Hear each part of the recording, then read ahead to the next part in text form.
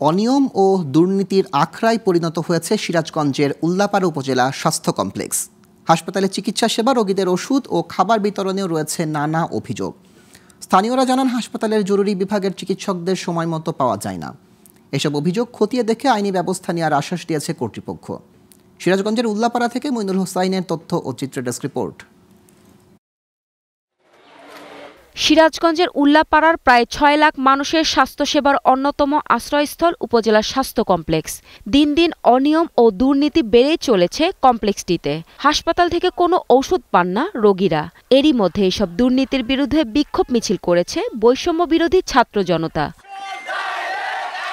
হাসপাতালে খাবার বিতরণেও রয়েছে নানা অভিযোগ। কয়েক বছর ধরে খাবার সরবরাহ করে আসছে ঠিকাদার শহীদুল ইসলাম। তার ক্ষমতার প্রভাবের কারণেই খাবারে অনিয়ম হচ্ছে বলে জানান স্থানীয়রা। হসপিটালে শিশু খাদ্য আসে, দুধ, তরল দুধ, এরা কোনো দুধ খাদ্য এখন পর্যন্ত পাইছে বলে কারোর মুখে আমরা শুনি নাই। 30 জন রোগীর সংখ্যার জন্য সে মুরগি বাজেট করেছিল হলো 3.5 কেজি। 3.5 কেজি মুরগি সে দুপুর এবং রাতের জন্য খাবার। উপজেলা স্বাস্থ্য কমপ্লেক্সের ডাক্তারদের বিরুদ্ধে অভিযোগ রয়েছে টেস্ট বাণিজ্যের। রোগীদের কাছ থেকে কমিশনের বিনিময়ে সিন্ডিকেটের মাধ্যমে রোগীর পরীক্ষার জন্য ক্লিনিক ও ডায়াগনস্টিক সেন্টারে পাঠান তারা। এই ডাক্তারগুলো সবাই মনে করেন যে এই সময় বাঁচতে যায় ওই তাদের কোনো চেম্বারে যাব আসে। খাবার তো খুব খারাপ দেয়, কেউ খাইতে পারি না, আমরা সব ফেলে দিই। 1 পিস ব্রয়লার, তার মধ্যে গরম পানির মধ্যে হলুদ গুলিয়ে তাই দিয়ে জল বানা দিয়ে যায়, ওইটা কি খাওয়া যায়? বেশি তোমার ওষুধ নাই, তোমার ডায়াবেটিস নেই, ওষুধ দেবো না, এইটা কইলে আমি ফিরে চলে গেলাম। হাসপাতালে খাবার পরিবেশনে অনিয়মের কথা স্বীকার করলেও ওষুধ বিতরণে অনিয়ম নেই বলে দাবি এই কর্মকর্তার।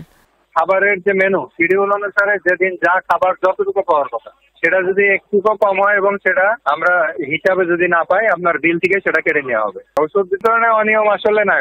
অভিযোগের মধ্যে যে অভিযোগগুলো আসবে সেগুলো আমি আইনানুগ ব্যবস্থা নিব, দরকার হলে ঊর্ধ্বতন কর্তৃপক্ষকে লিখিত দিব। হাসপাতালে বিভিন্ন অনিয়মের বিষয়ে খতিয়ে দেখে প্রয়োজনীয় ব্যবস্থা নেওয়ার আশ্বাস দিলেন সিভিল সার্জন। এ ব্যাপারে আমি ইউসিনিপির সাথে কথা বলে প্রয়োজনীয় ব্যবস্থা নিব। এর আগে আমি এই ব্যাপারটা কিন্তু অবগত ছিলাম না। সাধারণ জনগণের স্বাস্থ্য সেবা বিবেচনায় নিয়ে উপজেলা স্বাস্থ্য কমপ্লেক্সের অপরাধ দুর্নীতি বন্ধে কর্তৃপক্ষ শিগগির কার্যকর ব্যবস্থা নেবে, এমনটাই প্রত্যাশা উল্লাপাড়াবাসীর। Global television news desk.